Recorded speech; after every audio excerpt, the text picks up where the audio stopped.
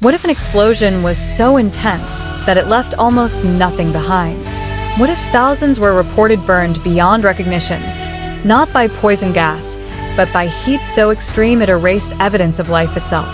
According to investigations reported by Al Jazeera, civil defense teams inside Gaza documented cases where entire buildings were reduced to rubble and bodies were found only in fragments, or in some cases, not fully recovered at all.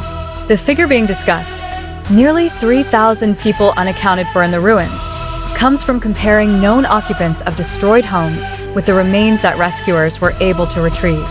These reports describe the use of extremely powerful, high-temperature munitions capable of generating massive pressure waves and intense heat within seconds. Experts explain that certain advanced conventional explosives, sometimes referred to as thermobaric-style weapons, can create fireballs and oxygen-consuming blasts strong enough to collapse reinforced concrete and cause catastrophic burns. The government of Israel has not acknowledged the use of banned chemical weapons, and there is no verified international confirmation of chemical agents like nerve gas being deployed.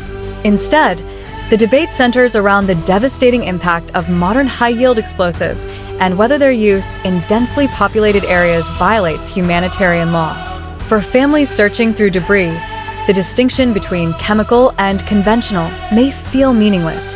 What remains is loss, unanswered questions, and the haunting term some rescuers used: evaporated. But is that word literal, or symbolic of destruction, so complete it defies recognition? Investigative journalists have raised concerns about the scale of force used, the accountability for civilian casualties, and the long-term humanitarian consequences of urban bombardment. In conflicts where information is tightly controlled and narratives clash, determining the full truth becomes as complex as the battlefield itself.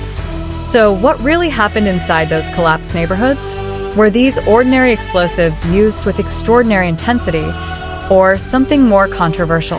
And how does international law define the limits of warfare in one of the most densely populated places on Earth? The story is still unfolding, evidence is still being examined, and the world is still watching.